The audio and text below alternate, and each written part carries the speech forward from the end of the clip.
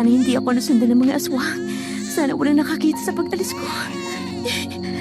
Anak, simula ngayon, dito ka na maninirahan sa papa mo. Magpakabait ka. Pasensya ka na, anak. Tao po! Tao po!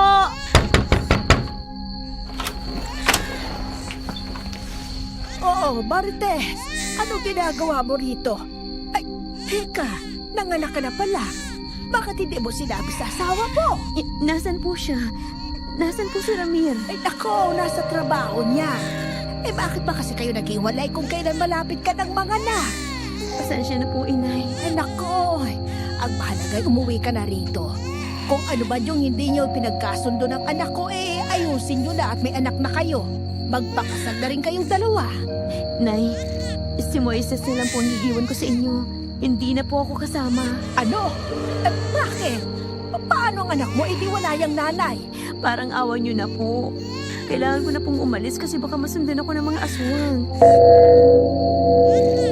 Baka malaman nila kung nasaan ang anak ko at kuhanin siya. Mga aswang? Ano bang sinasabi mo? Aalis na po ako. Kunin niyo na po ang anak ko. Ha? Pakisabi nila po kay Ramir pagdating niya.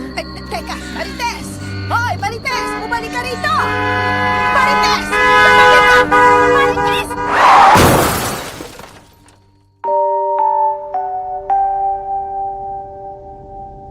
Yan ang kinuwento sa akin ni Lola. Noong 6 na taong gulang pa lang ako. Sa ganyang paraan ako iniwan ng nanay ko. At pagkatapos, pumanaw na rin siya dahil sa panahong yon. Si Lola at ang aking ama ang nag-alaga sa akin simula sanggol hanggang 7 taon. Pero tila malupit ang tadhana. Magkasunod na taon silang namatay. Una ang aking lola na nadulas sa kalsada at nabagok ang ulo sa semento. Sunod ay ang aking ama na bigla na lang nawala at hindi na natagpuan ang katawan. May nakakita ng duguan niyang sapatos kaya inisip na lang din ng mga tao na pinatay siya at itinago ang kanyang katawan. Mabuti na lang dumating si Lolo Domeng. Siya ang tatay ng aking ina.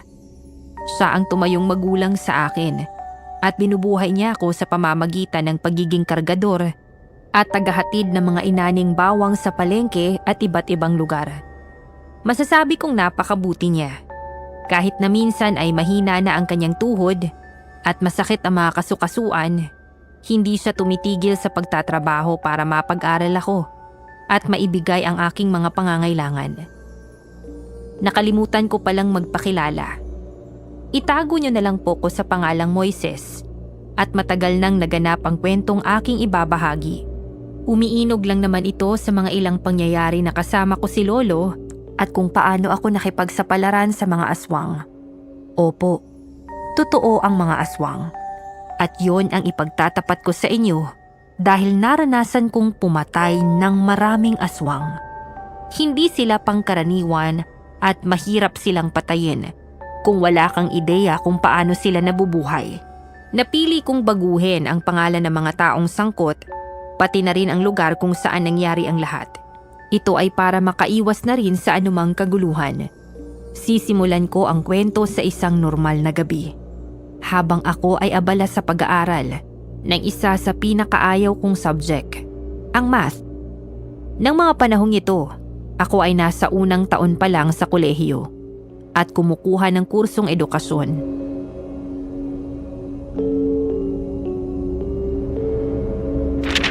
X to the power of 4 minus 10 x squared plus 9 equals 0. Hay, sabi ng mga klase ko, madali lang daw. Pero tinitingnan ko pa lang, sumasakit ng ulo ko. Ayun na pala si Lolo. Lo, ang aga niyo yata ngayon ah. Hindi kayo ginabi.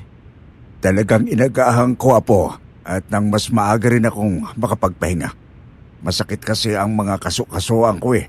Ay Lo, gusto niyo po bang magpamasahe? Hindi na. Okay lang ako. Bumili ako ng pansit at inihaw na liempo. Kasi sweldo ko lang ngayon.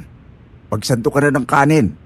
Wow, ang sarap ng hapunan natin ngayon ah. Salamat po Lo. Ay, saglit nga pala. Oh, tangkapin mo ito. Lo, kabibigay mo pa lang ng pera sa akin kahapon Iba yun. Pabaon mo yun sa eskwela. Itong ibinigay ko sa iyo, pambili mo ng sapatos. Nakita ko yung sapatos mo, butas na eh. Alam kong gusto mo rin ng bagong pantalon. Pero saka na lang yun. Saka na lang kita bibigyan ng pambili sa susunod na sweldo. Lo, salamat po. Hindi ko naman po kailangan bumili ng bago kasi nagagamit pa naman po. Yung sapatos ko, pwede naman siyang lagyan ng rugby para matakpan yung butas. Ikaw talagang bata ka. Ako hanga sa iyo. At hindi naman kita tinitipid pero nagtitipid ka. Ang mabuti pa, magsando ka na at gutom na rin ako. Masarap yung binili kong liempo. Kay pinong ko yung binili. Lo, tutulong na lang po ako sa iyo sa pagkakargador. Mahina na ang katawan mo. Ay nako apo, hindi ka pa pwede doon at baka mapuyat ka. Ikaw talagang bata ka. Tapos kilala pa naman kita. Kapag tinutulungan mo ako ayaw mong bayaran Okay lang, Lo. Simula ngayon ay tatanggap na ako ng bayad para kapag may kailangan akong bilhin, hindi ko na kailangan hingin sa inyo. Yung pera na dapat ibibigay mo sa akin ay ibili mo na lang po ng gamot o kaya pampacheck up sa doktor. Sigurado ka? Opo. Okay. Sige. Bukas maganda ka. Gabi ang biyahe ha? Magsando ka na at nang makakain na tayo. Sige po, Lo.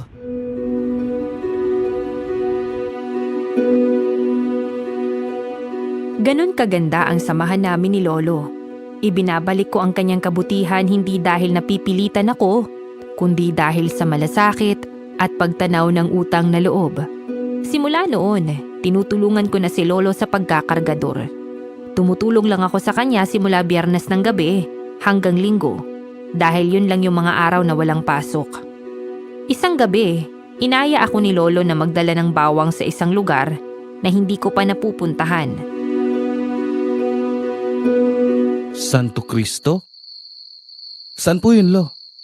Malayo yun na po. Pero alam mo ba, marami akong dinadalang bawang doon dahil patok yun sa kanilang lugar. 3 beses sa isang buwan nagdadala ako sa kanila. Siguradong wala dong aswang. Marami ba namang bawang? Daan doon ang mga kamag-anak natin. Marami ka dong tiyahin at pinsan. Doon lumaki ang nanay mo. Kasi doon ako nakatira noong kabataan ko bago ako napunta dito sa atin. Talaga po. Kung ganun excited na ako, Lo. Hindi ko pa kilala ang mga kamag-anak niyo ni Mama. Excited na rin ako po. Dahil sa wakas ay magkikita-kita na kayo. Ito ang unang beses na makakatapa ka sa lugar ng aming pinagmulan. Sige po, hindi na ako makapaghintay pa. Ang mabuti pa po, sumakay na tayo.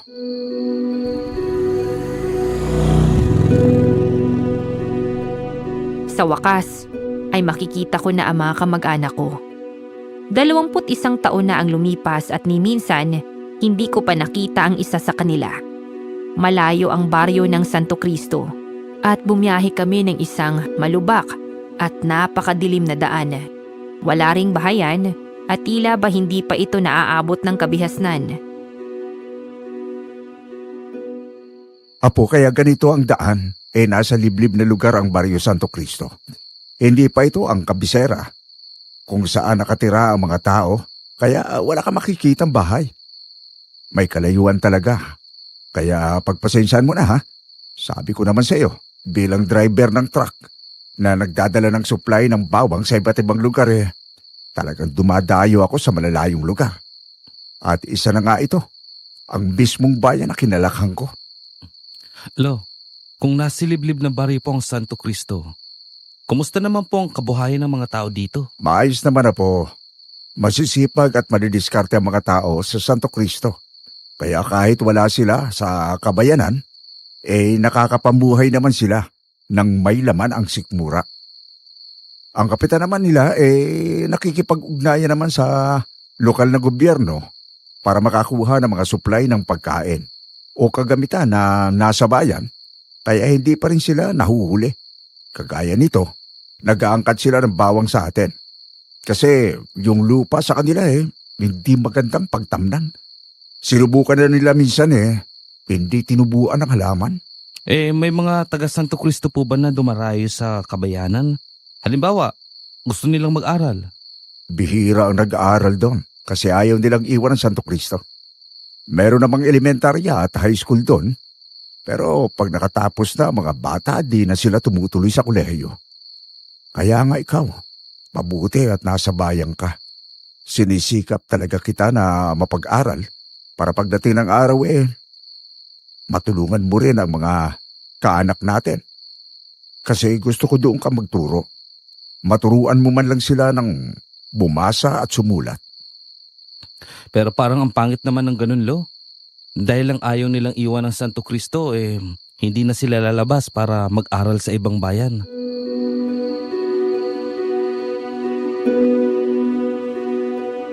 Hindi sumagot si Lolo. Nakatingin ito sa malayo. Sinundan ko naman ang direksyon ng kanyang paningin at napansin ko na nakatitig siya sa mga sukalang aming nadadaanan. Doon ko napagtanto na sa likod ng mga damuhan, tila may mga matang nakatitig dahil may lumulutang na bilog na tila pulang bolang kristal.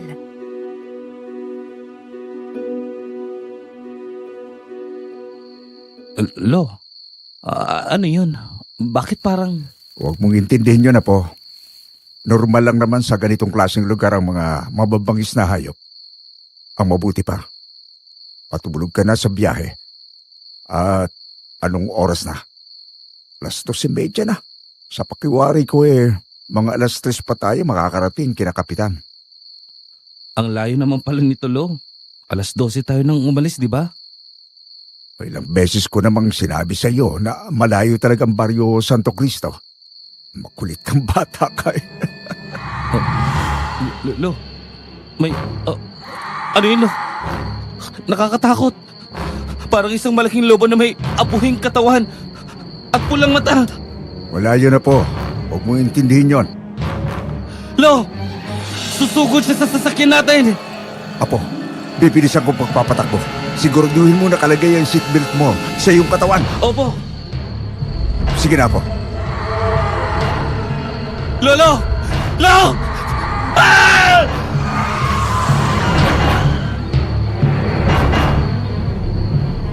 Yung nilalang na nakita namin ni Lolo ay kamuntik ng lundagin ang aming sasakyan kung hindi lang inilihis ni Lolo ang truck para makaiwas. Mukha kasi siyang malakas at hindi namin kayang labanan. Kaso, hindi pa pala doon natatapos dahil may isa na namang sumalubong. Lumundag ito sa aming sasakyan at binasag ang salamin. Nailusot nito ang kamay niya sa salamin at akmang sasakmali na ang aking mukha.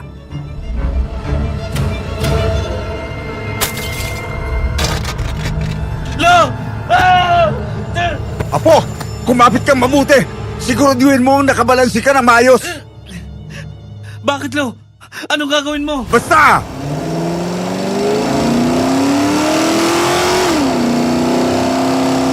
Binilisan ni Lolo ang pagpapaandar at sa sobrang bilis ay tumilapon ang nilalang. Sabay kaming napabuntong hininga. Grabe ang naramdaman ko noon. Akala ko hindi na kami makakalabas ni Lolo sa daang yun ng buhay. Pero nagawa naming makaalis doon. Samantala, pasado 3:00 nang dumating kami sa pupuntahan. Tumigil kami sa barangay hall at sinalubong kami ng isang matandang lalaki na ang sabi ni Lolo ay kapitan daw ng baryo. O sige, babanin nyo na yung mga bawang dyan at yung mga tao na namin ang bahalang magdala sa mga tindahan at halipapa. Haba, may kasama ka ngayon, Mang Domeng. Siya na ba yung anak ni Marites? Si Moises. Aba, ang ganda ng pangalan. Tunog Biblia. Ayon sa kwento, si Moises daw ay lumaki sa ibang bayan dahil iniwan siya ng kanyang ina sa ilog. Pero siya ang nagligtas sa kanyang mga kababayan.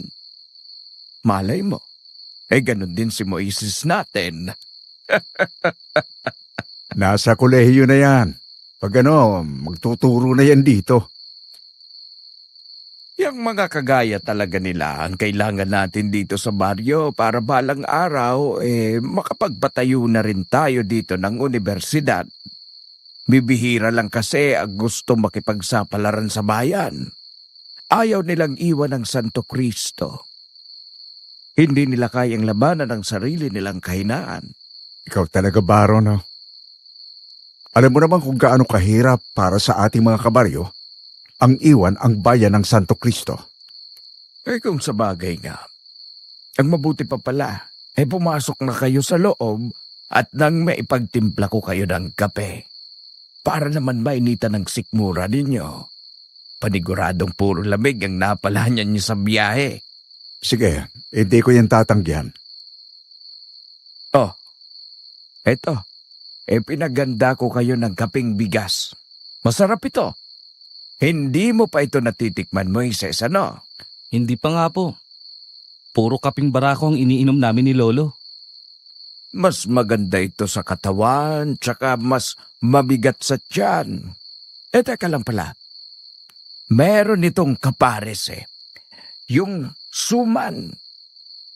Inihahanda lang ng anak ko. Oh, yan pala.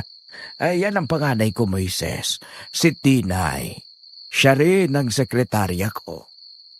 Magandang umaga po. Suman po kayo. May kasama po pala kayo, Mang Domeng? Apo ko, si Moises.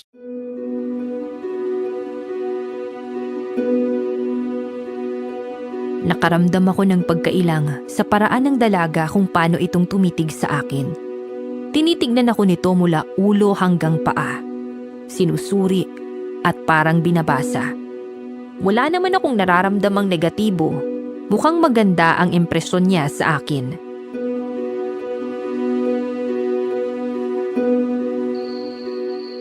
Aba, Tinay, para kang nakakita ng artista dyan. Ang dami mo pang hugasin doon, maghugas ka muna. At mamaya, marami ka nga asikasuhin. Opo, Tay. Dali na, bilisan mo na. Mukhang naibigan ka pa yata ng anak ko, Moises. Wala Nagmana ka sa lolo mo. Malakas ang karisma. Hindi naman po. Mas gwapo sa akin si Lolo. Latak lang niya ako. Ay, sus. Ay, siya nga pala. Mang Domeng, ano kaya kung dito muna kayo ni Moises? Malapit na ang piyesta, 3 linggo na lang. Ay, teka. Hindi ko alam dito kay Moses kung ayos lang sa kanya. Nag-aaral siya. Oh, ano Moises? Ayos lang ba sa'yo? Ayos lang, Lo. Bakasyon naman na namin sa 1 linggo. Sa ngayon wala na kaming aasikasuhin kundi yung clearance. Tapos naman na yung akin. Yun! Ay, tamang-tama, Mang Domeng. Nang makaranas din si Moises ng piyesta dito sa lugar natin.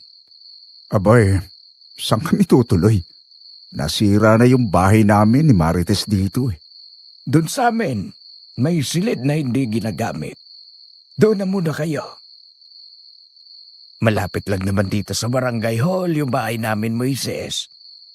Hindi na kayo lalayo ng lolo mo. Sige po. Kaso, paano ang trabaho mo, Lo? Abay, madali na yon. Mamaya aalis ako at magsasabi sa boss ko para iba na muna ang gumawa ng trabaho ko. Ay kung okay lang naman sa inyong dalawa isasaba ko na kayo sa bahay at nang makapagpahinga na muna kayo. Siguradong puyat kayo sa biyahe para makatulog man lamang kayo sa komportableng higaan. Sige Baron, salamat. Huwag kang mahiya kay Baron Moises. Hindi na yan iba sa atin. Alaga ko yan nung kaedad ko palang nga Tama si Mang Domeng. Moises, kaya maging komportable ka lang sa akin. Sige po. Ay teka, ano yon? Ay buisit. Ano ba, Tinay? Ano't nakasilip ka dyan? Akala ko may maghuhugas ka na. May kinuwala ako, Tay. Ikaw naman May kinuha? O pinagmamasdan mo itong apo ni Mang Domeng? Ikaw talagang bata ka. Gustong-gusto mo na sigurong mag-asawa. Tay, hindi. Si tatay naman. Nag-aano lang dito Pasensya na kayo. Makulit talaga yung dalaga ko. Ay, siya nga pala. Ay, tara na. Ihahatid ko na kayo sa bahay.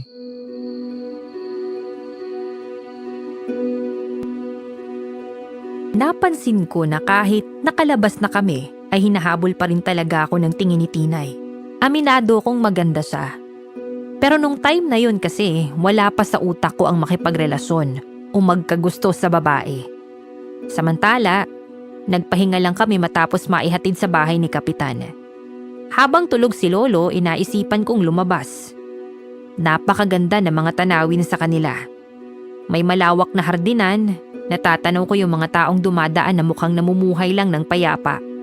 Malinis ang lugar at presko ang hangin. Sa aking pagmamasid, naramdaman kong may nakatingin sa akin.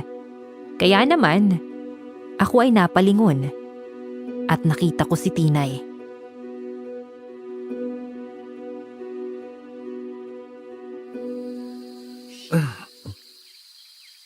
Ikaw pala. Ang ganda ng pangalan mo, Moises. Maganda rin ang pangalan ko, Christina. Pinaglaruan lang nila, ginawang Tinay. Maganda pa rin naman ang Tinay. Huwag mo akong pakiligin. Hindi ako sanay na pinupuri ng isang gwapong pinatang tagabayan.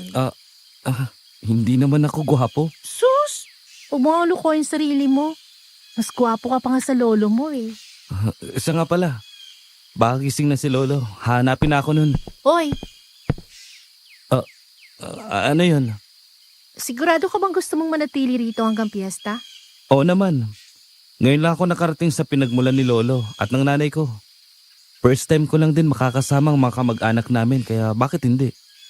Alam mo, kung may pagkakataon lang ako, aalis na ako sa lugar na to eh. Sa totoo lang eh. Anong ginagawa mo, Tinay? Bakit lumalapit ka sa akin? Ikaw, bakit ka umaatras? Wala ka pa bang karanasan sa ibang babae dati? Tinay, ano ka ba? Moises, ikaw yung pagkakataon na nakita ko para makaalis na sa lugar na to. Tinay, ano ka ba? Paraanin mo na ako. Pupunta ako kay Lolo. Kanina, nakikita ko sa mga mata mo na sobra kang humahanga sa lugar na to. Dahil ba walang magandang hardin sa bayan? At ngayon ka lang nakaamoy ng preskong hangin? Hindi lahat ng maganda ay totoo. Huwag kang maging inosente.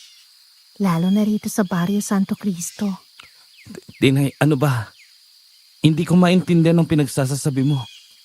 Baryo ito ng lolo at nanay ko. Kaya bakit ko ito pag-iisipan ng masama?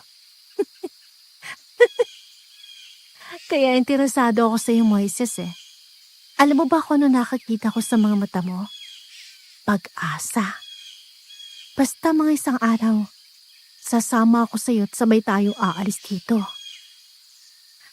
Sige na, marami pa akong trabaho sa barangay hall. Yung lolo mo, puntahan mo na.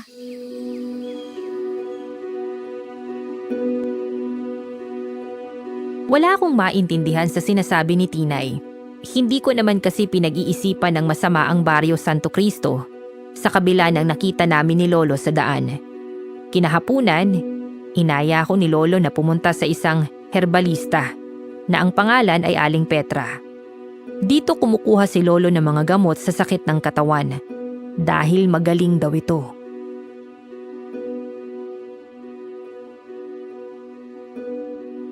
Aba, binata na palang apo mo, Doming. Ang ganda ng pangalan. Tunog Biblia. Mukhang siyang magliligtas sa inyong angkan sa pangalan niya pa lang. Parehas na parehas kayo ng sinabi ni Baronim. Si Marites ay hindi naman nagbabasa ng Biblia. Narinig lang niya sa kung saan ang pangalan na yan. At kaya siguro, yan ang kanyang napili ay dahil ang pangalang Moises ay katunog ng kanyang pangalan. Ay siya nga naman. Yun pala yun. Siya nga pala, itatabi ko yung aking truck at mukhang may dadaang sakyan. Yung van ni Manong Kanor. May kung ano na namang sasadyain sa bayan. Siyang tunay, Petra.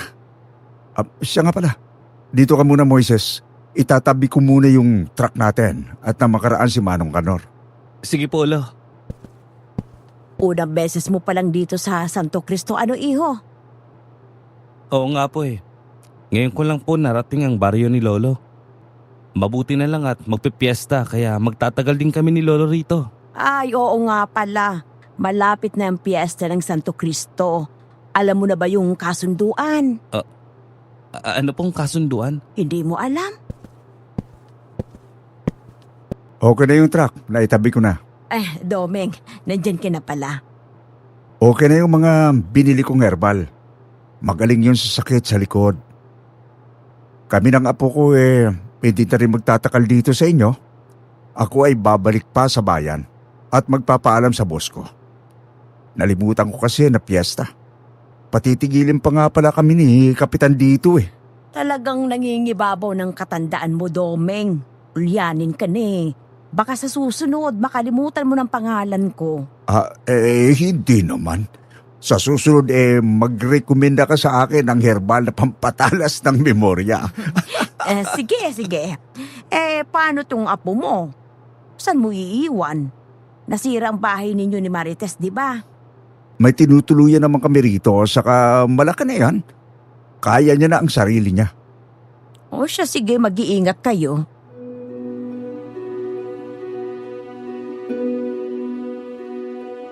Yung sinabi sa akin ni Aling Petra tungkol sa kasunduan ay talagang nakapagtataka.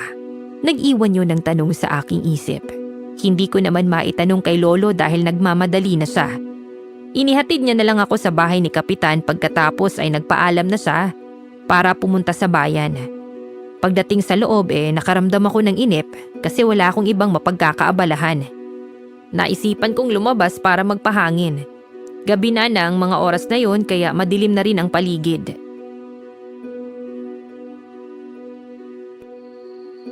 Paano kayo nabubuhay ang mga tao rito?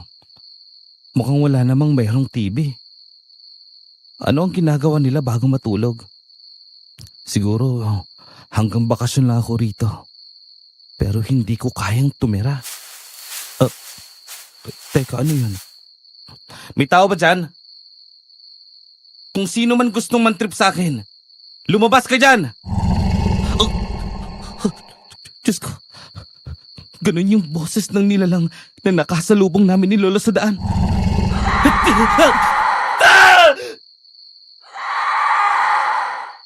Bumungad sa akin mula sa di kalayuan ang isang nilalang na nakakatakot ang itsura. Ito rin yung nakita namin sa daan. Malaking lobo na may abuhing kulay. Pula ang mga mata. Nakalabas ang pangil at nakatayo na parang tao. Hindi ako makagalaw sa sobrang takot. Nakita ko na lang na lumapit siya sa akin. Wag kang lalapit! Wag! Tuluyan ang lumapit sa akin ng nilalang. At ako naman ay natumba na sa lupa dahil sa sobrang takot. Umibabaw siya sa akin at inilabas ang naninilaw at matatalim niyang pangil. Napapikit na lang ako. Ilang sandali pa ay natumba ang aswang sa tabi ko at narinig ko ang paghampas ng isang tao.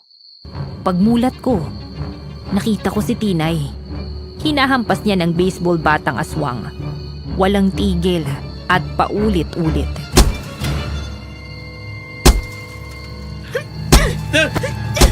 Moises! Tumayo ka na dyan! Walang tigil na pinaghahampas ni Tinay ang aswang. Napansin ko ang kakaiba niyang lakas. Hindi pangkaraniwan. Nang mapagod na siya ay tumigil na siya sa paghampas at hinila na niya ako. Alam kong may bala kaming sundan ng aswang. Pero dumaan kami sa isang lagusan sa damuhan na ang labas ay kubo.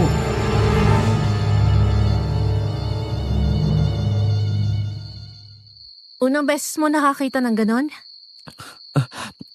Oo. Ano ba yun? Anong klaseng mabangis na hayop? Secret. Pasalamat ka, sinusundan kita. Naiinip ka sa loob kaya lumabas ka para magpahangin. Bakit mo ko sinusundan? At bakit dinala mo ko rito? Kasi mami may salo-salo. Tatawagin ka ni tate para sumali sa kanila. Nandun ang mga kamag-anak mo. May papiging ang aki ama. Hindi ba dapat nandun ako kasi sa wakas makikita ko na sila? aalis na ako rito at hanapin ko si Kapitan para sumama sa salo-salo nila. Tinay, bakit ka umiyak? Ayaw kong padaluhin ni tatay sa salo-salo. Wala akong makakasama. Gusto ko samahan mo ko pag-iusap. Bakit? Sino ka ba para pigilan ako? Malaki ka na. Kaya mo ng sarili mo. At huwag mong idahilan yung pagiging babae mo para sabihin mo na hindi mo kayang mag-isa. Yung nakita mo kanina, nakakatakot, di ba? Natatakot ako na baka pumunta siya rito, saktan ako. Alam ko mas malakas ang katawan mo sa akin. Magagawa mo ako iligtas sa nilalang na yon. Bakit ba hindi ka nalang umuwi sa bahay ninyo? Kasi naiinip naman ako dun eh. Dito meron akong pianong nabili pa ni tatay sa bayan. Tingnan mo, ipaparinig ko sa'yo kung gaano ko kagaling tumugtog ng piano. Umupo ka sa tabi ko. Tutugtugan kita para magandang tulog mo mamayang gabi. Ay, sige na nga. Wala na akong nagawa kundi ang samahan si Tinay sa kubo na yon. Naaliw na rin ako sa pagtugtog niya ng piano kaya naisipan kong magpaturo. Inabot na kami doon ng hating gabi at hindi na ako pinayagang umalis pa ni Tinay.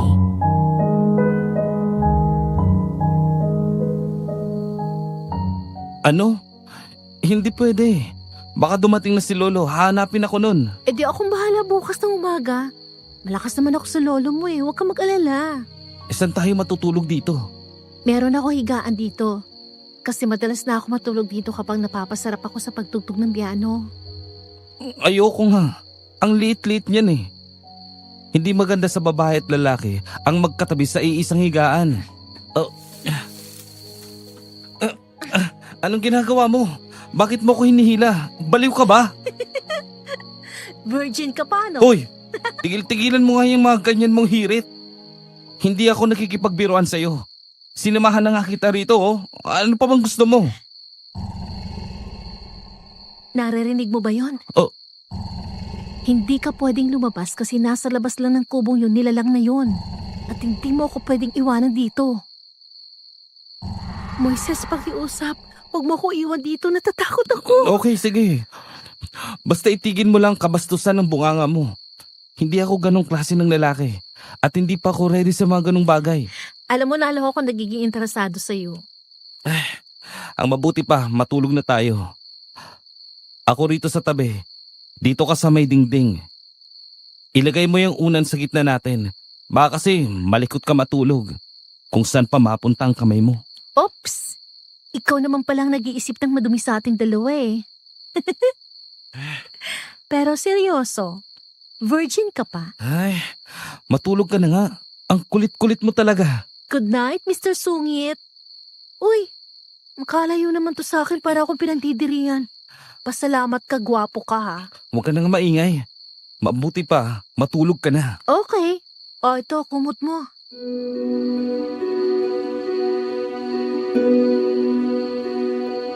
Pagkaabot ko ng kumot, tumalikod na ako kay Tinay para mas malayo yung distansya naming dalawa. Hindi ako makatulog sa kubong yun. May mga naririnig akong kaluskos at pangil.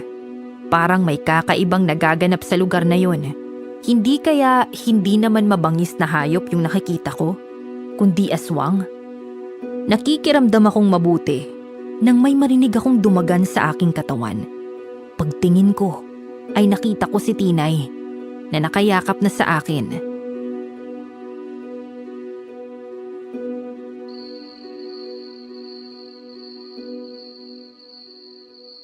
Ano ba? Hindi ba sabi ko sa'yo? Iwasan mo ang mga ganitong bagay. Kaya babae mong tao. Uy! Teka nga, umiiyak ka? Tulog naman siya. Umiiyak siya ng tulog. Nay, dapat sinama mo ko. Dapat di mo ko iniwan. Ayoko na rito. Ayoko na kay tatay.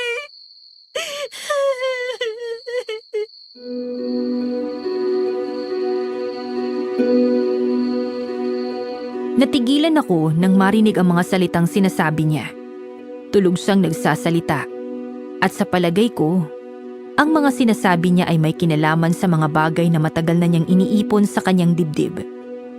Kinabukasan, bumalik na kami sa bahay ng kapitan at pagdating doon, naabutan namin si Lolo at si Kapitan Baron na sabay na nagkakape.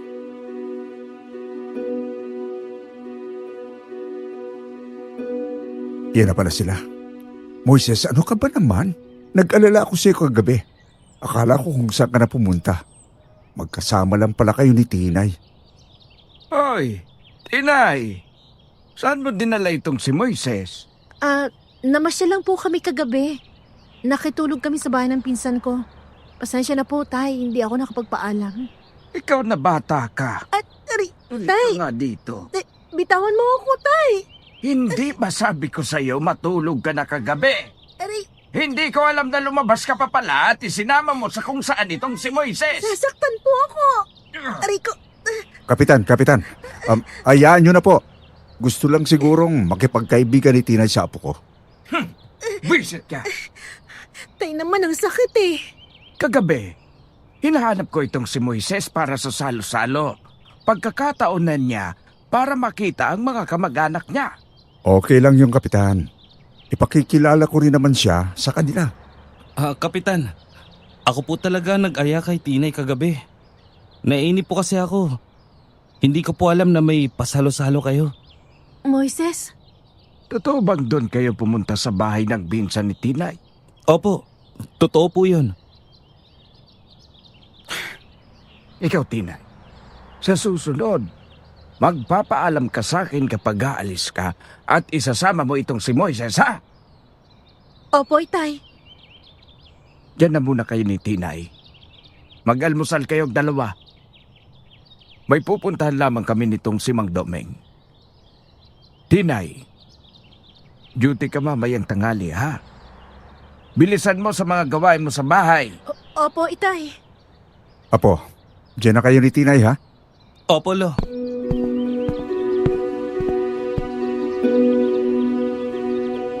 Pagkaalis ni Kapitan at Lolo, naiwan kami ni Tinay na tila nagkakahiyaan sa isa't isa. Para mabasag ang katahimikan sa pagitan namin, ay naisipan kong magtanong ng isang bagay sa kanya.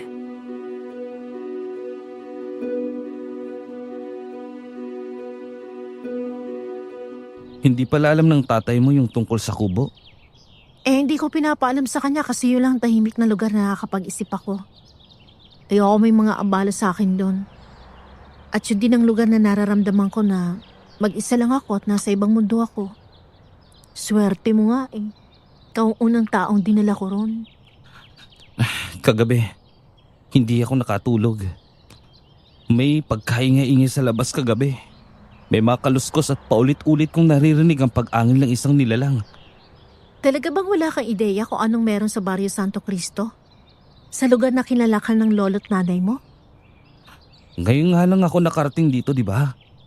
Hindi ko tuloy nakita yung mga kamag-anak ko kagabi dahil sa iyo. Anong ginagawa mo? Hinihila mo na naman ako. Sumama ka sa akin. Saan na naman? Sa palengke. Hindi ka pa nakakarating doon, di ba? Ipapasyal kita. Ano? Sira ka ba? Kakasabi lang ng tatay mo na may duty ka mamayang tanghali. Ano naman? Maaga pa naman, di ba? Alas 7 pa lang ng umaga, oh. Matagal pang duty ko. Ano? Baka mapagilitan tayo ng tatay mo. Di yan. Akong bahala. Ikaw na may sabi sa akin na gusto mong malaman kung anong sekreto ng Barrio Santo Cristo. O ito na. Ipapaalam ko na sa'yo. Dali. Teka, sandali. Sandali lang. Huwag mo akong hihilain. Bilisan mo na kasi ang bagal-bagal mo eh.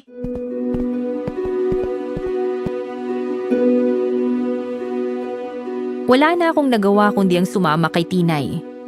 Dinala niya ako sa kanilang palengke na mahigit 30 minuto naming nilakad. Wala kasing ganoong sasakyan sa baryo nila. Pagdating doon, normal lang naman ang lahat. Mas magulo nga lang ang palengke sa bayan. Dito kasi, mas probinsya yung dating at mas simple. Pero ang nakaagaw ng aking pansin ay parang sobrang espesyal ng bawang sa kanilang baryo. Lahat ng nadadaanan namin ay may tindang bawang. Meron pa ngang nagtitinda ng iba't ibang putahe na gawa sa bawang. Bakit mahilig yata mga tao rito sa bawang? Nako, tinanong mo pa. Paborito talaga ng mga tao rito ang bawang. At alam mo ba? Bata pa lang ako, palagi na akong pinapakain ni tatay ng bawang. Minsan piniprito niya to para masarap kainin. O kaya naman kapag nagluluto siya ng isang putahe dinadamihan niya lagay ng bawang. Nito magdalaga na ako, pinapakain na niya sa akin yun ng hilaw. Para saan daw? Maganda raw sa katawan. Siya nga pala. Anong gagawin natin dito sa palengke? Anong sekreto ang malalaman ko rito? Normal na palengke lang naman to. Wala namang kakaiba. Nandun pa kasi yun sa dulo. Tara, bilisan mo na.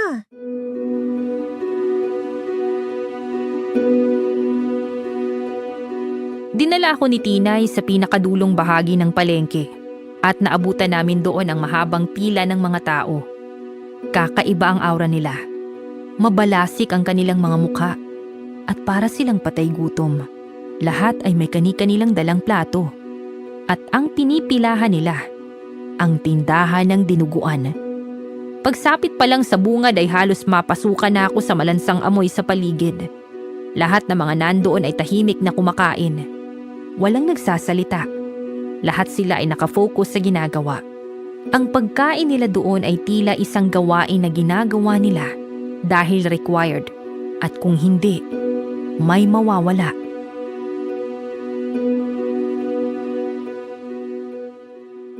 Dito na tayo. Ito na yung sinasabi ko sa'yo. Anong meron dito? Tindahan ng dinuguan. Kakain tayo rito. Ano? Ayaw kong kumain dito. Parang ang weird. Tapos parang ang dumi ng lugar na, nakakadiri. Gusto mo ba talagang malaman ang tungkol sa baryo nyo? Eh di wag kang maarte. Sige na nga. Tara na, order na tayo. Oh, Tinay. Ngayon ka lang ulit nakapunta rito ha, nobyo mo? Apo yan ni Mang Domeng, yung anak ni Aling Marites na lumaki sa bayan. Alam kong chismoso ka kaya sigurado ko alam mo tungkol sa kanila. Oo, tanda ko na. Anak ka pala ni Marites. Yung niligawan ko dati. Ang kaso, hindi ako sinagot. Ang tipo niya kasi, yung tagabayan. Sayang, ang ganda pa naman ng nanay mo. Kahit binatilyo pa lang ako nung time na yon, nanligaw ako sa kanya . Ang laki ng tandaan niya sa akin. Hoy Manuel, dami mo ng customer. Napapadaldal ka na naman dyan.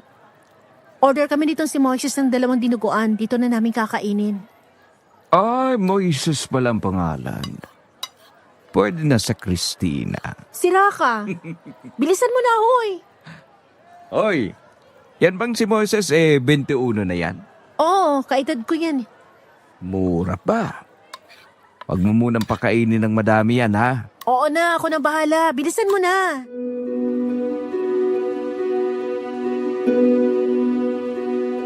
Hindi ko maunawaan ang mga huli nilang pinag-usapan, pero mas lalo akong na-curious.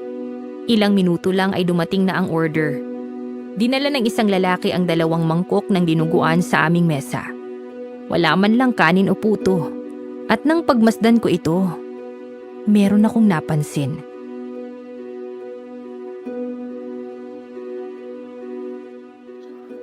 Parang hindi pa masyadong luto ang dinuguan.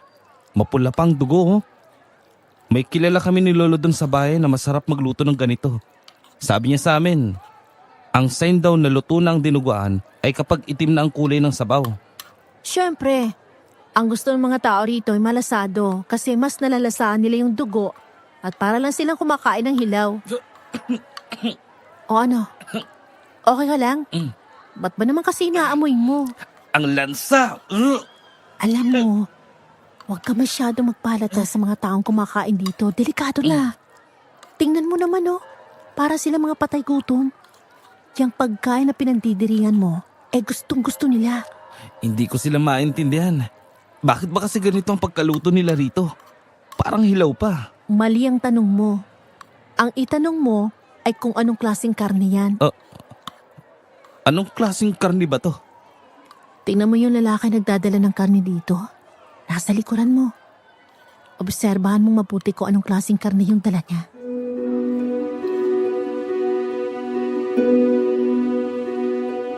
Agad akong humarap sa likuran. nakita ko ang isang lalaki na may kargang malaking itim na plastic. Pinagmasdan ko itong mabuti. Napatakip ako ng ilong nang malapit na ito sa kinaroroonan namin dahil sa tindi ng amoy. Ilang sandali lang, bigla itong nabutas dahil siguro sa sobrang bigat ng laman. At wala na akong nagawa kundi ang mapatakip ng bibig nang makita kong lumalabas mula sa butas ang kamay ng isang tao.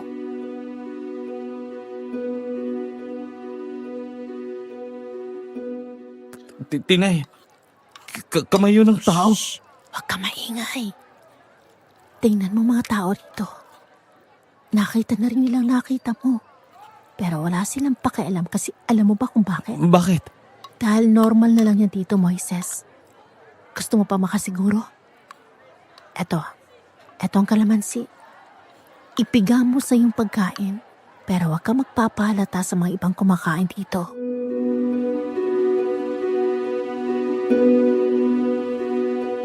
Kinuha ko ang iniabot na kalamansi ni Tinay at ipiniga sa dinugo ang nasa mangkok. Halos mapatalo na ako sa sobrang gulat. Ang lamang karne ng dinuguan ay naging tenga, ilong, at karne ng tao. Gusto kong sumigaw, pero pinipigilan ko ang aking emosyon dahil baka mahalata ako ng mga naroon.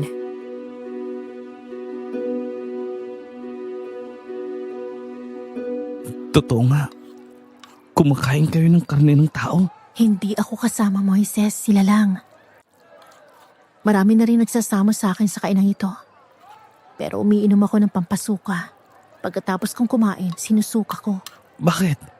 Mga ano bang klaseng nilalang nakatira dito? Hindi ko muna sasabihin ang lahat ng detalye, Moises. Gusto ko na ikaw mismo ang mag-obserba. Bukas ng gabi, pumunta ka sa Buluwagan dahil birthday ng pinsan ni tatay.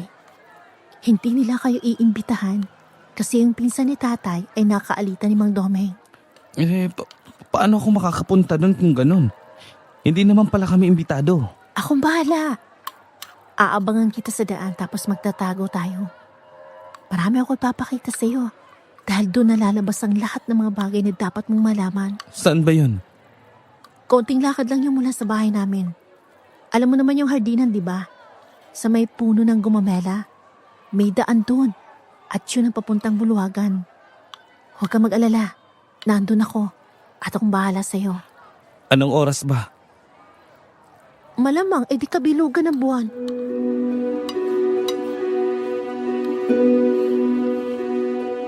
Tinandaan ko ang sinabi niyo ni Tinay. At talagang desidido akong malaman kung ano ang meron sa baryo ng Santo Cristo. Sa totoo lang, parang natroma ako sa mga nakita ko. Buong maghapon akong nakaramdam ng takot at pagkabalisa. Kinagabihan, nagpapahinga kami ni Lolo at naisipan kong banggitin ang tungkol doon.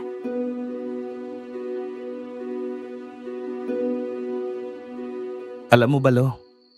Nung isinama ako ni Tinay kanina sa palengke, dinala niya ako sa tindahan ng dinugahan. At alam mo ba, ang niluluto doon na karne ay karne ng tao. Ano? Seryoso ka ba, Apo? Di ko alam yun ah. Lo, di ba matagal ka nang tumira dito? May mga cannibal ba dito? O aswang? Mababangis na hayop marami. Kagaya ng nakita natin sa daan nung papunta pa lang tayo rito.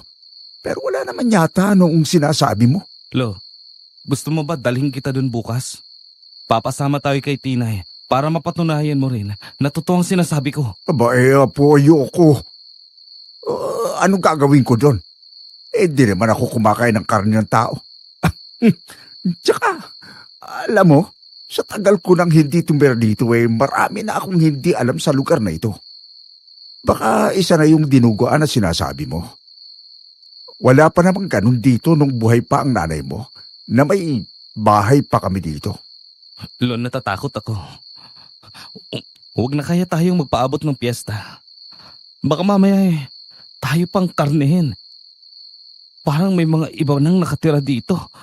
Baka hindi lahat ng narito ay tao. Ay sus, huwag kang matakot sa kanila po. Magdasal ka lang palagi. Walang mangyayaring masama sa atin. Ang mabuti pa, bukas ka na lang maghugas ng pinggan. Magpahinga ka na.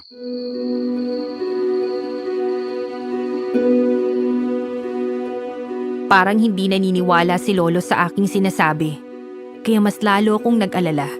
Sa aming dalawa, sa kanya ako naaawa dahil mahina na siya. Kung sakaling merong humabol sa amin, hindi nakakayanin ni Lolo ang tumakbo ng mabilis dahil mahina na ang katawan niya. Kinabukasan, inihanda ko ang aking sarili dahil sa plano namin ni Tinay. Desidido akong malaman ang tungkol sa sekreto ng baryo. Itinapat ko na nagpapahinga si Lolo nang umalis ako sa ganap na kabilugan ng buwan. Pagdating sa daang itinuro ni Tinay, tumigil muna ako doon para maghintay. Pero hindi dumadating si Tinay hanggang sa may kumalabit sa akin.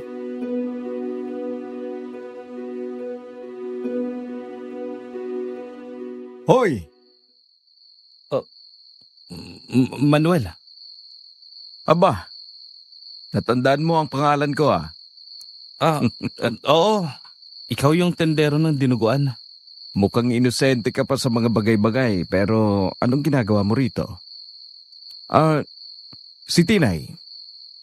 Nanliligaw ka ba kay Tinay? Hindi ako interesado sa kanya.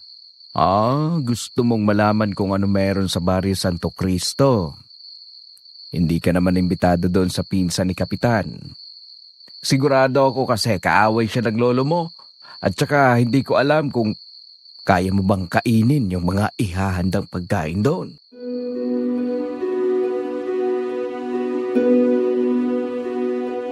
Habang nagsasalita si Manuel, napatingin ako sa bulwagan na malapit na rin sa aming kinaroroonan.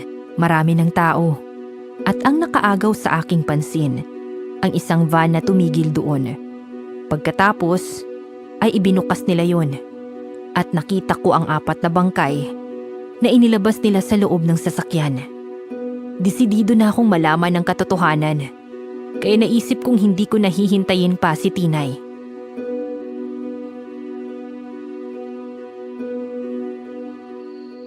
Ano? Bakit hindi ka makapagsalita? Gustong gusto mong malaman kung anong itinatago ng Barrio Santo Cristo, no? Pwede ba? Kung wala kang importanteng sasabihin, ay wag na lang. Marami pa akong gagawin. Hoy, uhugin! Makinig ka sa akin. Ano na naman ang sasabihin mo? Alam mo ba si Kapitan Baron? Hindi niya pinaliligawan ang anak niya. Bakit naman? Ay, wala ka pa nga talagang alam. Sige na, lumakad ka na. Galingan mo ha.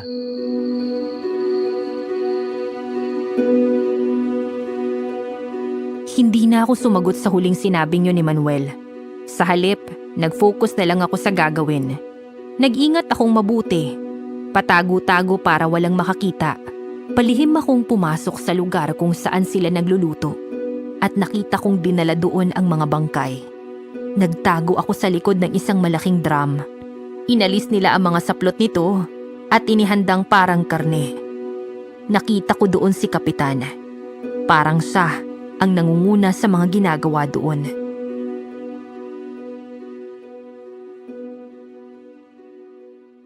Mataba at malaman ang mga nadukot ninyong tao.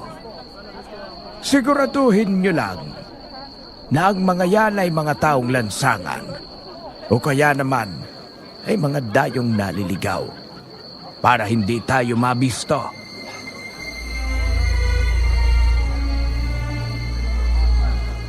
Nagsitanguan ang mga lalaking may dalang malalaking kutsilyo at sangkalan. Marahil sila ang mga magkakatay ng karne.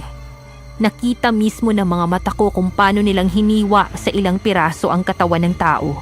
Ang napipiraso nila ay inilalagay sa isang malaking palanggana at parang normal lamang sa kanila ang lahat. Halos mapasuka ako nang nakita kong winakwak nila ang siya ng mga bangkay at kinuha ang lamang loob pagkatapos ay pinagsaluhan ito ng mga lalaki.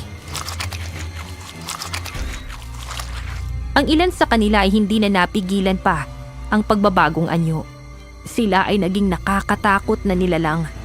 Kinain nila ang mga parte ng katawan ng tao na di na mapapakinabangan at hindi kasama sa lulutuin. Ang dugo naman ay kanilang sinasahod at nilagay sa mga malalaking balde. Ang mga karning nailagay na sa palanggana ay dinala sa mga lalaking may dalang kawa para lutuin. Ilang sandali pa ay nakita kong dumating si Manuel at lumipat kay Kapitan na nagmamasid lang doon.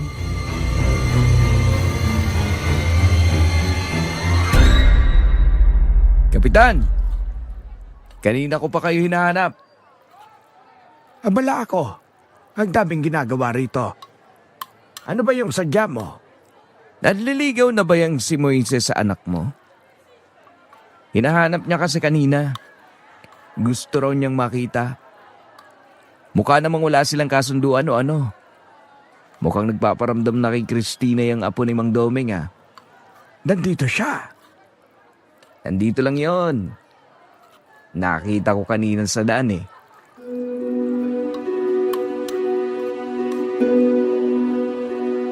Nabigla ako nang marinig ko ang pagsusumbong ni Manuel kay Kapitan Baron. Kaya naman natabig ng pa ako ang babasaging bote sa tabi ng drum na pinagtataguan ko.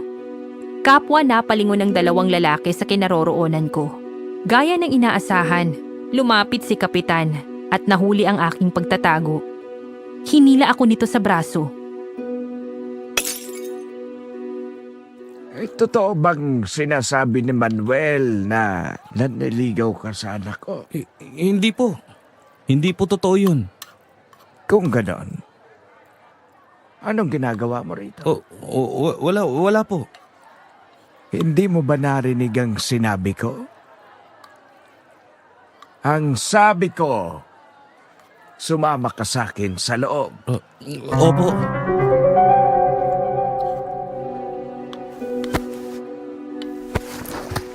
Mapuwersang hinila ni Kapitan Baron ang aking braso. Napatingin ako kay Manuel at pinanlisikan ko ito ng mata. Nakatingin ito sa akin na parang nanunukso pa.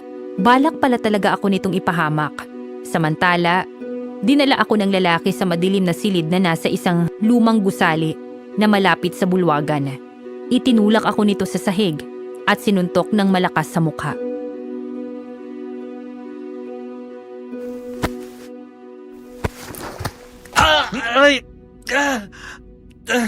Hindi po ako nililigaw sa anak niyo.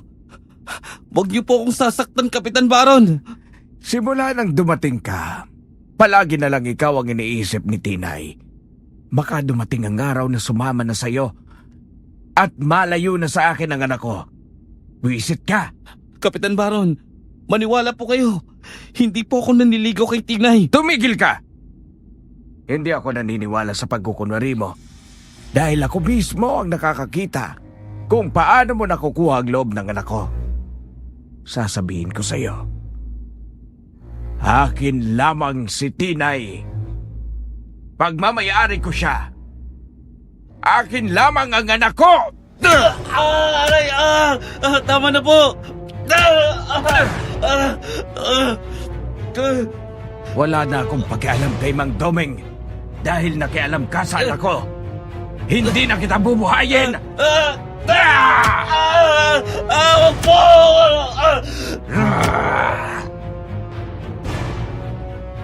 Sa pagkakataong yun, halos lumabas ang ugat sa ulo ni Kapitan, kasunod nito ang pagbabago ng kanyang anyo. Tinubuan siya ng mga makakapal na balahibo sa katawan. Sunod ay ang mahabang buntot sa kanyang puwitan. Tinubuan ng pangil ang ngipin at humaba ang kuko. Nagbago rin ang anyo ng kanyang mukha. Naging pula ang kulay ng mga mata. Naging kulubot ang pisngi at ang figura niya ay gaya ng malaking lobo na nakatayo na parang tao. Wag po! Wag po! Dahan-dahan siyang lumapit sa akin habang ako ay umaatras. Nang malapit na siya sa akin, inilabas niya ang kanyang malaking pangil. Akmang sasakmali na ako nang mahawakan ng aking kamay ang isang bato. Kinuha ko ito at ipinukpok sa kanyang ulo. Napahiyaw ang aswang at nagkaroon ako ng pagkakataong makatakas. Gayunpaman, bigla niyang nahila ang aking paa kaya natumba ako sa sahig. Hindi niya ako pinakakawalan. Hindi na kita hayang makatakas. Dahil ngayong gabi, hindi ka na makakauwi ng buhay. Wag po! Gusto ko pa pong makasama si Lolo! Ang lolo mo ba? Gusto ka ba talaga makasama? Saglit akong natigilan pero nagkaroon ako ng pagkakataong makapanlaban. Paulit-ulit kong sinipa ang kanyang mukha. At nang mabitawan niya ako, tumayo ako at tumakbo. Tumayo rin siya at hinabol ako. Naghagilap ako ng kung anong pamalo at nakita ko ang isang malaking paso. Bago pa nakasugod sa akin ang aswang, ay inihampas ko sa kanya ang hawak kong paso. Hindi po ako nanliligaw kay Tinay, pero hindi niyo pa rin po pagmamayari ang anak niyo! Nakatakas ako sa lugar na yon dahil hindi na nakasunod ang aswang. Dumiretso ko sa kanilang bahay kung saan kami nakikituloy. Naabutan ko si Lolo na nakatalikod at nakatayo sa bintana. Napaiyak na ako dahil sa sobrang takot, pero parang hindi ako nararamdaman ni Lolo. Lo, alam ko ng sekreto ng Barrio Santo Cristo. Maraming aswang na nakatira dito at isa na ron si Kapitan Baron. Lo, hindi na tayo ligtas dito. Lalo ka na, mahina na ang tuhod mo. Hindi ka na makakatakbo kapag hinabol tayo ng mga aswang. Pagkakataon na natin ngayon para makatakas habang wala pang aswang na nag-aabang sa atin. Lo, umalis na tayo dito. Bumalik na tayo sa bayan. Nanatiling tahimik si Lolo. Tila hindi ako nito naririnig dahil wala man lang itong naisagot kahit isang salita. Dahan-dahan na akong lumapit sa kanya. Pero hindi pa rin nakakaramdam si Lolo. Hindi ko na maiwasan ang magtaka. Lo, okay lang ba kayo? Kanina pa ako nagsasalita rito para hindi niyo ako naririnig. Lo! Ang lugar na ito ay baryo ng mga aswang. Ang liblib na baryo ng Santo Cristo. Lo, ano pong nangyari sa boses niyo? Apo, Lo! Anong nangyari, Lo? Lo! hindi ko na napigilan ang pagpalit ng anyo ko, Apo.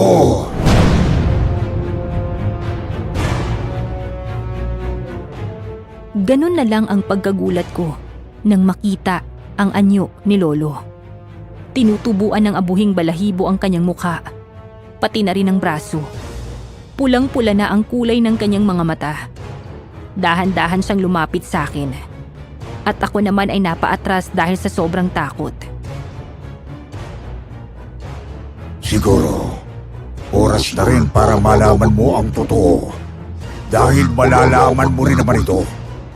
Ayaw lang kitang mabigla. Lo, magiging aswang din po ba ako? Nasa akin ang desisyon mo. Kung hahayaan pa kitang mabuhay at maging ganap na aswang o gawin kang kasangkapan para sa aking kalakasan. Lo, ano pong ibig niyong sabihin? Kaya kita kinuha sa iyong mga magulang dahil pag-aari kita. Hawak ko ang iyong buhay at hindi ka na makakatakas pa. Hindi po totoo yan.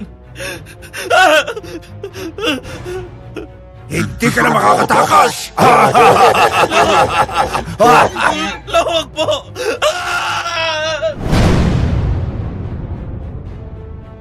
Tatakbo na sana ako pero may itinakip si Lolo sa aking bibig na dahilan para mawalan ako ng malay.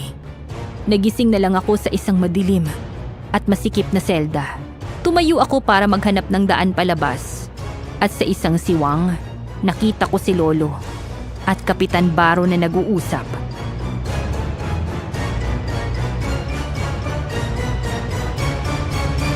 Wala eh. Ikukondisyon ko pa sana si Moises bago magpiesta pero nauna niya nang nalaman ang lahat. Dahil siguro sa pagsama kay Tinay. Kaya nga kinulong ko na si Tinay. Siguro nga, siya ang dahilan kung bakit nalaman agad ni Moises ang sikreto ng Barrio Santo Cristo. Ano man balak mo kay Moises sa araw ng ritual, Mang Domeng? Baron, Alam mo naman ang pangarap kong lumakas at bumata ang pangangatawan. Pero dahil wala akong anak na lalaki, wala akong mapagkukunan ng dugo. Si Moises lang ang tangi kong pag-asa. Papatayin natin siya para mapakinabangan ko ang dugo niya. Papatayin niyo rin siya kagaya ng pagpatay mo sa anak mo at manugang. Hindi naman natin sila kauri. Yung anak ko, ang nanay niya ay tao. Ang napangasawa niya ay isa ring tao. Duwag nga ang asawa nitong anak ko at iniwan ang mag-ina niya nang malaman ang tungkol sa atin. Tapos itong si Marites, tinakas si Moises at dinala sa bayan kasi naalaman niya nga anong magiging kapalaran ng kanyang anak. Anong ginawa mo kay Marites? Pati sa asawa niya? Paano ninyo siya napatay? Walang nakaalam na ikaw ang pumatay. Siyempre, sa hindi direktang paraan, tinakot ko siya. Sa pamamagitan ng pasang hangin, naglagay ako ng pangit na imahe sa kanyang paningin na kunwari hinahabol siya ng mga aswang. Kahit nasa kabayanan at alam mo noong patawid na siya. Nawala siya sa sarili at nabangga. Yung asawa naman niya, inihanda natin sa piyesta. Ang nanay naman niya, tinakot ko at inatake sa puso. Tapos ngayon, si Moises naman. Hindi pa ganap ang pagiging aswang ni Moses dahil hindi pa siya nariritwalan at naiaalay sa ating Diyos. Ang malakas na nananalaytay sa kanya ay dugo ng tao. Kaya nga, hindi ko agad siya dinala rito dahil baka pagnasahan siya ng ating mga kabaryo. Hindi na niya mararanasan ang maging ganap na aswang dahil kukuhanin mo na ang buhay niya. Baron, lolo niya lang ako. Ako ang masusunod.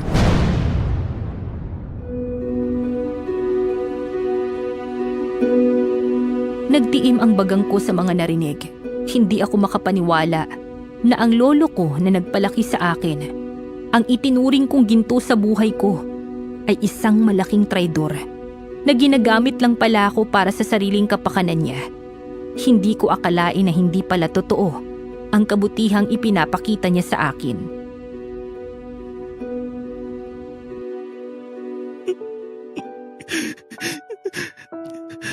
Napakasama mo, Lo. Buong buhay ko, naniwala akong namatay sa aksidente ang mga magulang ko at si Lola. Pero ikaw pala ang pumatay sa kanila. At pagkatapos, nilinlang mo ko. Pinaniwala mo kung napakabuti mong lolo.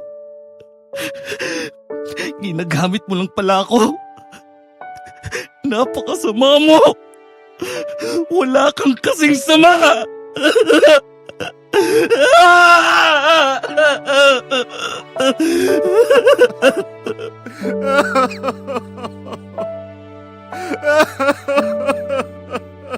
Grabe, para akong mababaliw sa mga sandaling yun. Maghapon lang akong tulala sa napakadilim na selda. Umiiyak at patuloy na tumatakbo sa isip ang mga narinig. Nakaupo lang ako nang may narinig akong kaluskos sa sahig. Nagulat na lang ako nang bigla itong bumukas at pumasok sa butas si Tinay.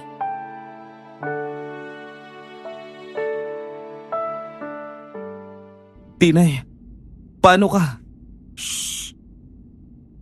Pinag-aralan ko tong seldang pinagkukulungan sa'yo at nalaman ko may daan pala sa iba pa. Siguro tumakas yung dating kinulong dito kaya nagkaroon ng butas. Pasensya ka na, Moises. Hindi kita nasamahan nung nakaraan. Ikinulong kasi ako ni tate sa loob ng bahay at di ako makalabas. Tinay, hindi mo dapat ito ginawa. Baka magalit sa'yo ang tatay mo. Moises, hindi ko siya tunay na tatay. Ano? Lumabas muna tayo rito saka natin pag-usapan. Buti na lang walang nagbabantay.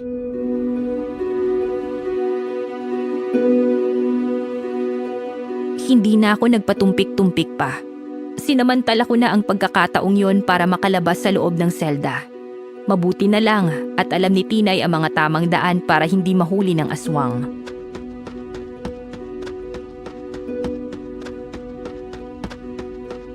Saan ba tayo pupunta? Sa kuweba kung saan madalas pumupunta si Aling Petra. Yung kilalang herbalista dito sa Santo Cristo. Hihingi tayo ng tulong sa kanya. Marunong siya sa mga aswang kaya takot sila. Isa pa, malaki ang pakinabang ni Aling Petra sa mga taga rito dahil sa kanyang herbal. Kasi alam mo ba, hindi ka na makakatakas dito dahil kahit umalis ka, hahanapin ka ni Mang Domeng. Alam mo na kung anong gagawin sa akin ni Lolo? Narinig ko kanina habang pumupislit ako sa loob. Ang dugo mo'y gagamitin ng lolo mo para lumakas ang katawan niya at kumilos na parang bata pa kahit matanda na itsura niya. Ang mga aswang na matatanda dito sa Santo Cristo, kumukuha ng energy sa pamamagitan ng dugo ng kanilang anak o apo na kaparehas ng kanilang kasarian. Pero Tinay, yung sabi mo kanina na hindi mo tatay si Kapitan Baron. Tama. Hindi ko siya tatay. Tiyuhin ko siya. Ang totoo mga magulang ko ay patay na. Kaya inampun ako ni Tiyo at gusto niya tawagin ko siyang tatay sa harap ng mga tao. Tiyuhin mo siya. Ibig sabihin, hindi pa rin siya iba sa'yo pero bakit parang ayaw kanya makakilala ng ibang lalaki at magkaroon ng asawa? Kasi nga may pagnanasa sa akin si Tiyo. Ginamit niya nga yung kahinaan ko para makuha ang gusto niya. Alam niyang ayoko maging ganap na aswang. Pero papayagan niya lang ako kapag pumayag akong ipagamit ang katawan ko sa kanya. Oh. Ang pagkababae ko. Tinay, Alam mo ba dito sa Santo Cristo, kapag nasa tamang edad ka na at hindi ka pa nagiging ganap na aswang, papatayin ka na lang. Kasi wala ka ng silbi eh. Pero kapalit ng pagpapagamit ko ng katawan ko kay Tiyo, pinoprotektahan niya ako. Ang kaso pakiramdam ko, nabuhay lang ako para sa kanya eh. Wala akong kalayaan. Tinay, parehas lang tayo. Ginamit lang din ako ng lolo ko para sa pansariling interes.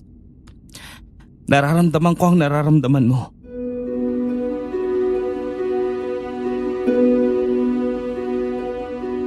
Nagpatuloy kami sa paglalakad pero hindi pa rin kami nakaligtas sa presensya ng aswang. Naramdaman na lang namin ang mabibigat nilang yapak na papunta sa kinaroroonan namin.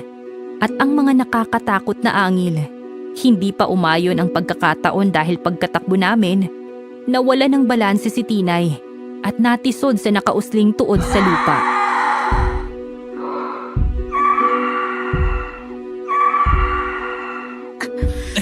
Tinay, kumapit ka sa likod ko. Kakargahin na kita. Malapit na ang mga aswang. Hindi Moises, tumakbo ka na. Mahihirapan ka pa kapag karga mo ko. Tinay, ano ka ba? Kung gusto mo ako makaligtas, gusto rin kitang makaligtas. Tinay, nasa likodan natin ang aswang. Moises, tumakbo ka na. Tumakbo ka na. Hindi, Tinay, hindi kita iiwan.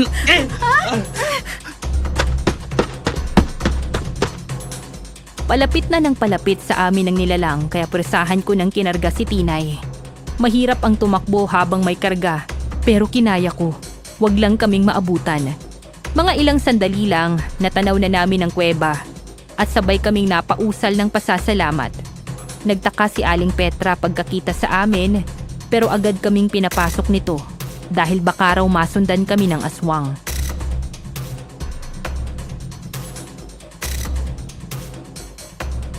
Anong ginagawa niyo rito mga bata kayo?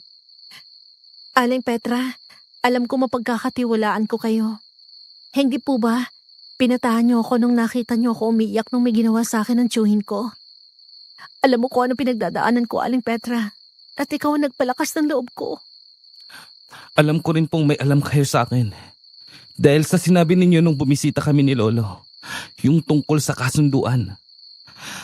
Alam ninyong hindi pa ako ganap na aswang. At yung ritual ang tinutukoy nyo. Aling Petra, alam kong maaasahan namin kayo. Teka nga, bakit sinasabi niyo sa akin yan? Anong gusto niyong gawin ko? Tulungan mo kami, Aling Petra. Alam ko hindi ka lang basta magaling na herbalista.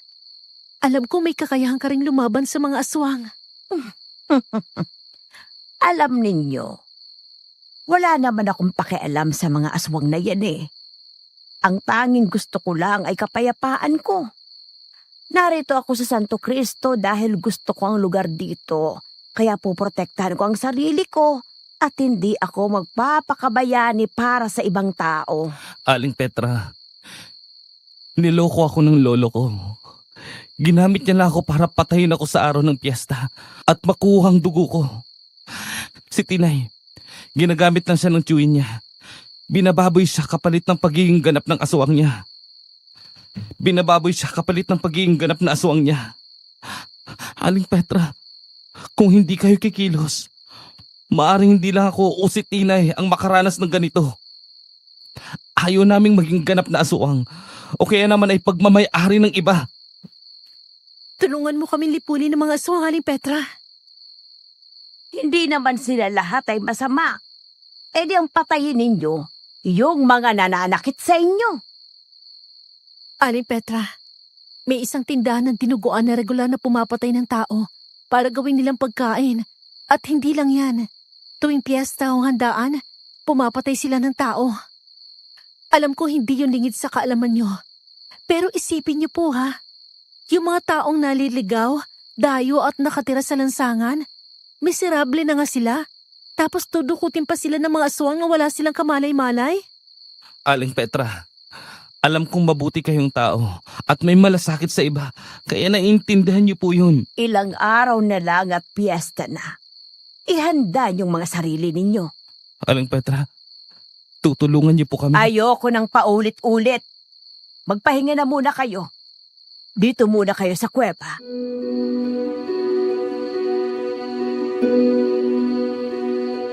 Sabay kaming napausal ng pasasalamat ni Tinay. Sa wakas ay malilipol na namin ang mga aswang sa baryo ng Santo Cristo. Sa mismong araw ng piyesta, maaga kaming gumising at tinihanda na ni Aling Petra ang mga pangontra.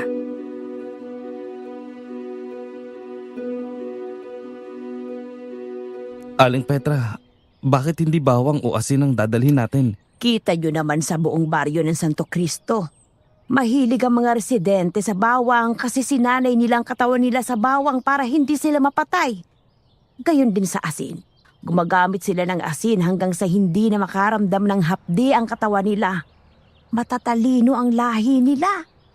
Ano po bang tawag sa lahi nila? Mga gabunan na may lahing asbo pero kakaiba sila. Ang babae na wala pang edad 18 hanggat hindi sumasailalim sa isang ritual, hindi magiging ganap na aswang. Gayon din ang lalaking wala pang 21. Ang hindi pumayag na maging ganap na aswang ay papatayin. Alam mo yun, Tinay. Kahit na ganon, ang hindi ganap na aswang ay may impluensya pa rin naman ng itim na elemento. Pero mas kaya nilang kontrolin ang sarili nila. Hindi rin sila nagbabago ng anyo at hindi sila kasing lakas ng mga ganap. Ganun po pala. May kakayahan din silang maglagay ng pekeng imahe sa isip ng tao na gusto nilang biktimahin sa pamamagitan ng pasanghangin. At alam mo ba, Moises? Ano po yan? Ang malalakas na kagaya nila ay kayang mamuhay sa bayan dahil nakokontrol nila ang pagbabagong anyo. At minsan lang sa isang taon kumakain ng karne ng tao. Ang iba naman ay mahina at hindi kaya. Katulad po ni Lolo? Aling Petra, huwag na tayo magsaya ng oras. Ano po ba mga dadalhin pangontra? Itong pana at sibat na gawa sa kalawang at uling. Alam nyo na yun. Ang dalawang yan ay parehong kayang pahinain ng aswang. At ito naman, laso ng itim na bulalakaw. Ilalagay natin yan sa alak ng mga aswang. Ito ay pamana pa sa akin ng lolo ko na nagdadasal sa mga ermitanyo at sa kanila pa nanggaling ang bagay na yan. Limitado lang ang sibat kaya meron tayong buntot ng pagi bilang alternatibo. Handa na po kami, Aling Petra. Lumakad na tayo.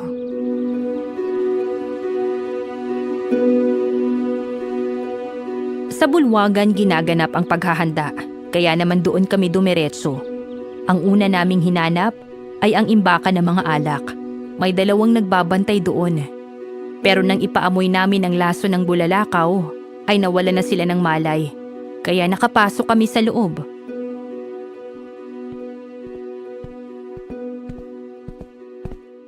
Tinay, isara mong mabuti ang pinto. Opo, Aling Petra, sa drum nakalagay ang kanilang alak? Oo, ganun talaga. Dahil hinahaluan nila yan ng dugo ng tao. Tamang-tama, di ba? Mabilis nating maihahalo ang laso ng bulalakaw. Ibuhos mo na lahat dyan. Lahat ng nasa bote. Opo.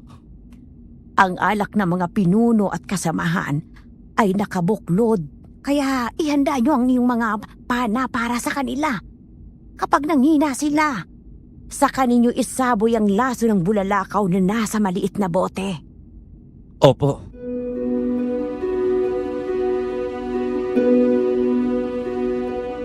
Pagkatapos noon, lumabas kami at umakyat sa mataas na puno ng balete habang nagtatago sa mga dahon. Nag-obserba kami sa mga ginagawa nila.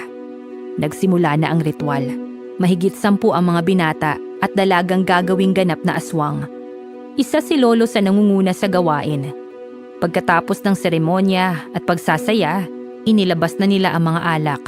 At nang magsimulang mag-inuman ang mga ito, ang lahat ay nagkagulo.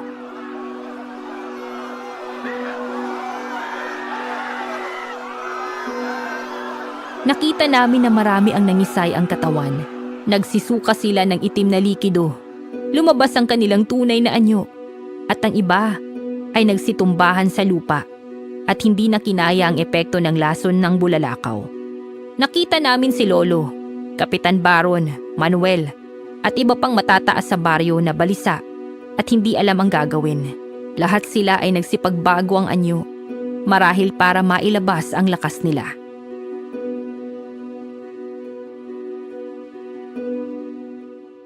Ihanda ninyo ang inyong mga sarili. Susugod na tayo. Opo. Buong tapang kaming nakipaglaban sa mga natitirang aswang gamit ang aming pana hanggang sa 3 na lamang ang natitirang sibat. Sumugod na kami sa 3 yun gamit ang buntot pagi. Tig-isa kami ng kinakalaban. Sa sobrang lakas ng kalaban ko ay ilang beses akong tumilapon. Umibabaw ito sa akin na parang ako ay sasakmalin hanggang sa nagpalit na ito ng anyo. At yun ay walang iba kundi si Lolo. Lo, bakit ganun? Bakit mo ko niloko? Hindi totoo mga kabaitang ipinakita niyo sa akin dahil gagamitin mo lang ako. Moises, ipinanganakan ng nanay mo para sa akin. Ako ang makikinabang sa iyo. Hindi ako nabuhay para sa iyo. At para kanino lang. Hindi mo ko pag-aari. Sa pagkakataong yon ay nakakilos ako at naibuhos ko sa mukha ni Lolo ang laso ng bulalakaw. Sa totoo lang, ayaw ko siyang saktan. Pero sobra na yung ginawa niya sa akin. Namatay sa mga kamay ko si Lolo. Masakit, pero mas masakit ang ginawa niya. Sa kabilang banda, nakita ko si Tinay na kalaban ng tiyo niya. walang hiya ka, Tiyo! Paulit-ulit mo ako binaboy! Ginamit mo pang kahinaan ko na ayoko maging ganap na aswang! Mamatay ka na! Mamatay ka na! Parehas kaming napatay ni Tinay ang mga taong nanakit sa amin. Napatay na rin ni Aling Petra ang tindero ng dinuguan. Maraming aswang ang napatay, pero ang sabi ni Aling Petra, hindi kami sigurado kung lahat ay patay na. Kaya agad niya kaming pinaalis sa baryo na yon. Sinabi niya rin na wag nang ipakalat sa iba ang tungkol doon. Mabuti na lang at marunong akong mag-drive. Nakaalis kami ng Santo Cristo gamit ang truck ni Lolo. Si Tinay, meron pala siyang kamag-anak sa bayan, ang kapatid ng kanyang ina. Hindi naman kasi aswang ang kanyang ina, kundi isang tao. Mabuti na lang ay nahanap niya ito. Naniwala ang tiyahin niya na anak si Tinay ng kapatid niya dahil sa pagkakahawig nito. Ako naman, ipinakiusap ni Tinay na patirahin na muna sa kanila dahil wala na akong matutuluyan. Mabait ang kanyang tiyahin at pumayag. Nakabalik ako sa universidad at si Tinay naman ay pinag-aral siya ng kanyang tiyahin. Makalipas ang ilang taon at nakagraduate na ako at naging college instructor sa universidad kung saan ako nag-aral. Si Tinay naman ay nagsisimula pa lamang sa kolehiyo.